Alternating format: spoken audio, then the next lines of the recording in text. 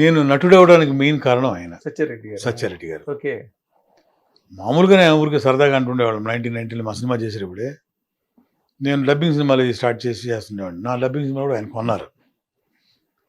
ఆ టైంలో వాళ్ళ ఇంటికి వెళ్తుండేవాడిని, సరదాగా కూర్చుంటుండేవాడిని. సో కాల్డ్ ఇప్పుడు మన జాకీ, ఆర్టిస్ట్ జాకీ ఉన్నాడు కదా, సినిమాలు కూడా ఎక్కువ సినిమాలు చేస్తూనే ఉన్నాడు. టీవీ సీరియల్లో బాగా ఫేమస్. మన హరిత హస్బెండ్ జాకీ, నేను, శ్రీమాన్ అని మన ప్రకాష్ రెడ్డి గారి ప్రొడ్యూసర్ ప్రకాష్ రెడ్డి గారి కొడుకు కేఎస్ రెడ్డి తమ్ముడు కొడుకు అన్నమాట. ప్రముఖ డాన్స్ డైరెక్టర్. అవునవును, ఆయన ఆకురాడు. తర్వాత నర్రా శ్రీనివాస్ అని ఇప్పుడు రెగ్యులర్ సినిమాలు చేస్తున్నాడు కదా, నర్రా శ్రీనివాస్. ఇప్పుడు బిజీ ఆర్టిస్ట్. మన పవన్ కళ్యాణ్ గారి సినిమాల్లో చాలా సినిమాలు చేశాడు, చంద్రబాబు గారి సినిమాల్లో చాలా సినిమాలు చేశాడు. అందరూ తెలుసు ఆయన. అతను ఫ్యూజీ నాగరాజ్ అని ఒక హీరో. అతను కొసరాజు రాజేంద్ర అని చనిపోయాడు. ఆయన ప్రొడ్యూసర్ యాక్చువల్గా. సామ్రాజ్యం అనే ఒక సినిమా చేశాడు అప్పట్లో, మమ్మూటి హీరో. మేమందరం హీరోస్, ఇద్దరు కొత్త హీరోయిన్స్, 6 హీరోస్, 2 కొత్త. నేను చేయనన్నా, నాకు ఇంట్రెస్ట్ లేదు, బలివాడు అన్నా. అసలు నాకు ఇంట్రెస్టే లేదు, నేను నాకెందుకు వచ్చింది అని చాలా దూరం ఉన్నా నేను ఆర్టిస్ట్, దీనికి నా ఊహల్లో కూడా లేదని చెప్పా. లేదు రోయ్, నువ్వు డెఫినెట్గా చేయాలి, నీలో ఆర్టిస్ట్ ఉన్నాడు అన్నాడు. ఏమో తెలియదండి, అసలు నేను పట్టించుకుని కూడా లేదు. ఒకరోజు ఆంధ్రజ్యోతి పేపర్లో సగం ఆ పేజ్ అడ్వర్టైజ్మెంట్ వచ్చి పొద్దున్న నిద్ర లేపి ఇలా చూపించాడు మేనేజరు. దానిలో తలకాయ నాది ఉంది. నాకు ఎదిరిపోయాను, ఇలా చూసి ఏంటయ్యా ఇది అన్నాడు. అన్న తీసుకొని రమ్మంటాడు. నేను ఏంటయ్యా తీసుకొచ్చేది, నాకు ఇంట్రెస్ట్ లేదని చెప్పాను, ఎందుకే సార్ ఇలా నన్ను నక్కకుండా అన్నాను. నాకు తెలియదు, బండి పంపించారు రమ్మంటున్నారు అని చెప్పి వెళ్ళాను. అన్న ఏంటన్నా ఇది, ఏం లేదా, నువ్వు చేస్తావు, వీళ్ళు ఆర్టిస్ట్ ఉన్నాడు, నువ్వు చెయ్యాలి అంతే, నా కోసం చేయరా అని. అసలు అట్లా ఉండేది అనమాట. ఆయన నాకు షాక్ అయ్యాను. నేను అసలు ఎందుకు ఇట్లా అనుకుంటున్నాడు ఈయన నా గురించి అని. నేను ప్రొడక్షన్ చూసేవాడు కదా, నేను చేయనంటే చేయను అనేవాడిని. సినిమా షూటింగ్ హైదరాబాద్ రా, ఓ పని చేయరా, నాకు కొంచెం ప్రొడక్షన్ చూసి పెట్టరా అన్నాడు. ప్రొడక్షన్ చూసి కావాలంటే చూసి పెడతాను, యాక్టింగ్ మాత్రం చేయను అన్నాను. సరే ఓకే అని అన్నాడు. హైదరాబాద్ వచ్చే ముందు మధ్యలో పిలుస్తాను రా, అలా వచ్చి ఒక సీన్ యాక్ట్ చేసి వెళ్ళాను వాడు. అన్న వదలవా నన్ను అనేవాడిని. అరే చేయరా. ఆయనకి ఏం అవసరం అండి నన్ను అలా చేయడం, నిజంగా అలా అనిపించింది. ఏం అవసరం ఈయనకి నన్ను అంత బతిమడాల్సిన అవసరం ఏంటి, సరే నన్ను చేస్తాను అన్న, ఓకే అన్నా. నాకు తెలియదండి, ఎలా చేశాను కూడా తెలియదు, నాకు గుర్తులేదు. నాకు మధ్యలో పిలిచేవాళ్ళు, ఆ ప్రొడక్షన్ చూసుకుంటున్నప్పుడు మేకప్ వేసేవాళ్ళు, డ్రెస్ వేసుకునేవాడిని, వెళ్ళేవాడిని, చెప్పమని డైలాగ్ చెప్పేసేవాడిని, వచ్చేసేవాడిని. ఇన్వాల్వ్మెంట్ లేదు, తెలియదు నాకు.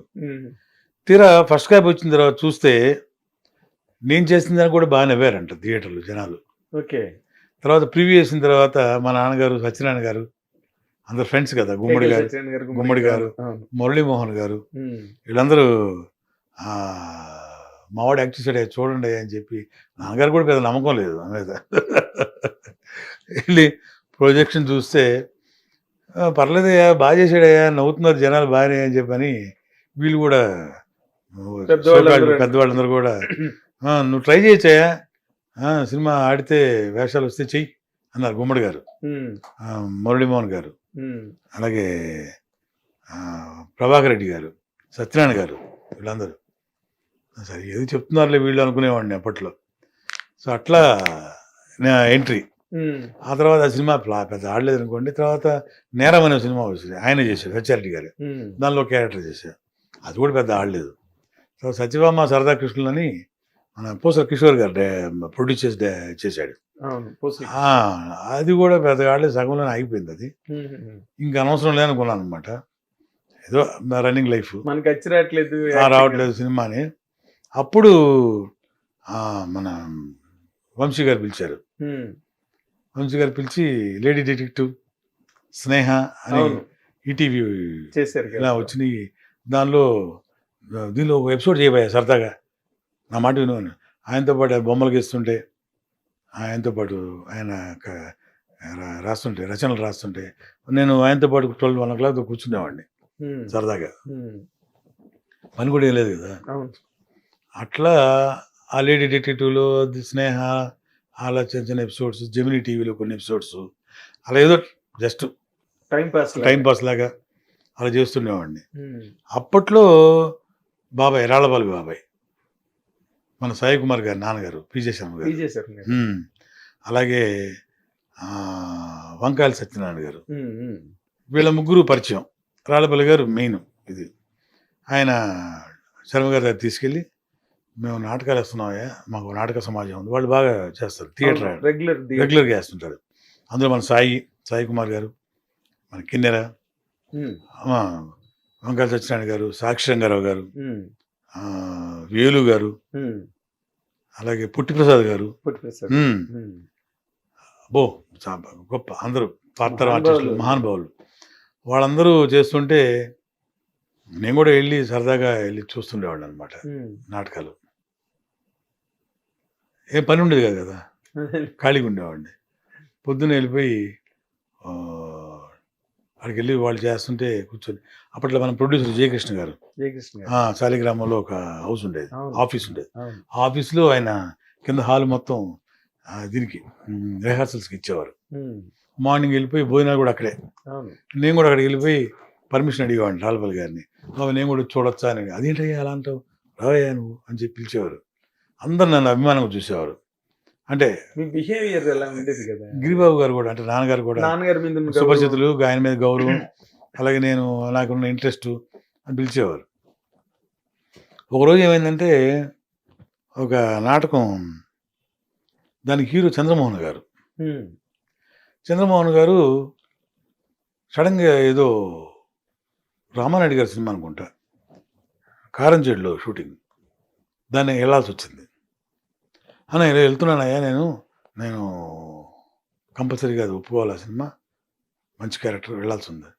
అమ్మ అదేంటయ్యా, శర్మ గారు, రాళ్ళపల్లి గారు, అది కదయ్యా 1 వీక్లో మనకి షో ఉంది కదా, మనం ఒప్పుకున్నాం కదా, అది ఇది అని అన్నారు. మరి ఎలా చేస్తాం, మరి కుదరదు కదా, మనకి సినిమా కదా, కొంచెం పోస్ట్పోన్ చేసుకుందాం, అది అంటే కావాలని చేసింది కదా ఆయన, అదే సినిమా తప్పదు, ఏం చేయాలి అనుకుంటున్నారు. అప్పుడు నేను రాళ్ళపల్లి గారి దగ్గరికి వెళ్ళి అడిగాను, బాబాయ్ మాట్లాడొచ్చా, చిన్న రిక్వెస్ట్ అన్నాను. ఏంటన్నారు, మీరేమనుకోకపోతే ఆ క్యారెక్టర్ నేను వేస్తా అని అడిగాను. చాలా డేరింగ్. చంద్రమోహన్ గారు లాంటి ఆర్టిస్ట్ చేసిన వేషాన్ని అది ఏమో తెలియదు, అది వెళ్ళి అడిగాను. వాళ్ళు షాకు.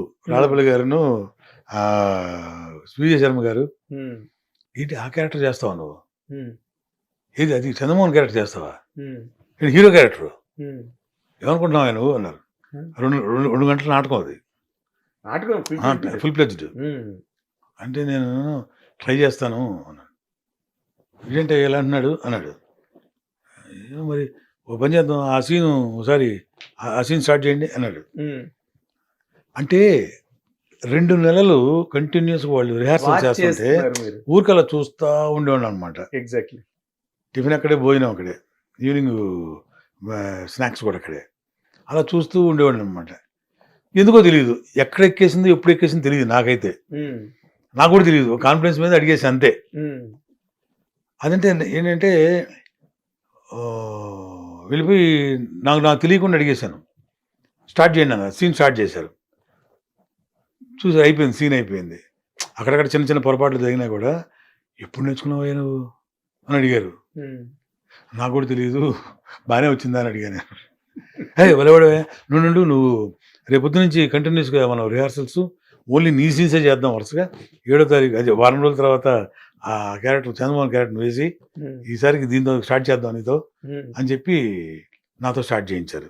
ఓకే. ఆ నాటకం ఫస్ట్ టైం నేను ఫుల్ ప్లెజ్డ్గా హీరోగా చేశాను అనమాట. అయితే థియేటర్ ప్రవేశం కూడా ఉంది మీకు? అంటే నాకు మా ఊర్లో రావినూతల అనే గ్రామం మాది. రావినూతల. నా ఏజ్ 9వ సంవత్సరంలోనే మా గురుతుల్యులు దామ సుబ్బారావు మాస్టర్ గారు అని ఆయన, కారుసాల వెంకటేశ్వరరావు గారని ఆయన, కృపారావు మాస్టర్ గారు అని ఆయన, వీళ్ళందరి సారథ్యంలో మేము శ్రీకృష్ణ తులాభారం అనే నాటకం, ఫుల్ ప్లెడ్జ్డ్ నాటకం, 3 గంటల నాటకం వేసాం. అబ్బా. అసలు అప్పుడు ఏం తెలియదు. ఉమ్. వసంతకుడి క్యారెక్టర్ చేశాను నేను, వసంతకుడి శ్రీకృష్ణుడు చిలికాడిగా. ఎస్ అంటే అప్పుడు నాకు అసలు ఏమి యాక్టింగ్ ఎక్కమంటే ఎక్కేసేవాళ్ళం స్టేజ్, చెప్పమంటే చెప్పేవాళ్ళం, పాడమంటే పాడేవాళ్ళం, దిగమంటే దిగేసేవాళ్ళం. ఆ రోజులు ఏముంది, ₹2 దండలు, ₹5 దండలు మెడలో వేసేవాళ్ళు అప్పట్లో. భలే రోజులు అవి. అవును, తెలియదు కూడా తెలియదు, భయం అనేది లేదు. సరదా అంతే. అది ఏం చేయమ అంటే వాళ్ళు చేయమన్నారు చేస్తున్నాం అంతే. దానిలో ఉన్న సాధక బాధకాలు ఏం తెలియదు. వాళ్ళు ఇచ్చిన అప్లాస్ కూడా మనకి రిసీవ్ చేసుకోవడం కూడా తెలియదు. కరెక్ట్. పొగడ్తను రిసీవ్ చేసుకునే వయసు కూడా కాదు అది, ఎగ్జాక్ట్ అలాంటి వయసు. అట్లా చేసాం. ఆ తర్వాత మళ్ళీ టచ్ లేదనుకోండి. అక్కడి నుంచి చెన్నైకి వచ్చేసాము. చెన్నైలో చదువు కూడా అక్కడే పడింది మీ రావినూతల గ్రామంలోనే. తర్వాత అంటే అలాగా ఒక విధంగా చెప్పాలంటే ఈ స్ట్రగుల్ ఫర్ ఎగ్జిస్టెన్స్లో ఈ నాటకాలు, ఫస్ట్ నాటకం వేసిన ముందు రాళ్లపల్లి బాబాయ్ కలిసిన తర్వాత, వెంకట సత్యనారాయణ గారు, పిజే శర్మ గారు కలిసిన తర్వాత, సాయి కుమార్ కూడా నన్ను బాగా ఎంకరేజ్ చేసేవాడు. ఓకే, మన సాయి, ఓకే, వాళ్ళ అబ్బాయి కదా, చాలా గ్రేట్. రఘు బాగా చేస్తున్నావా, నువ్వు కాన్సన్ట్రేట్ చేయనేవారు సాయి అనేవాడు. అట్లా అది స్టార్ట్ అయింది. ఈ రేడియో ప్రోగ్రామ్ కూడా చేశాను నేను.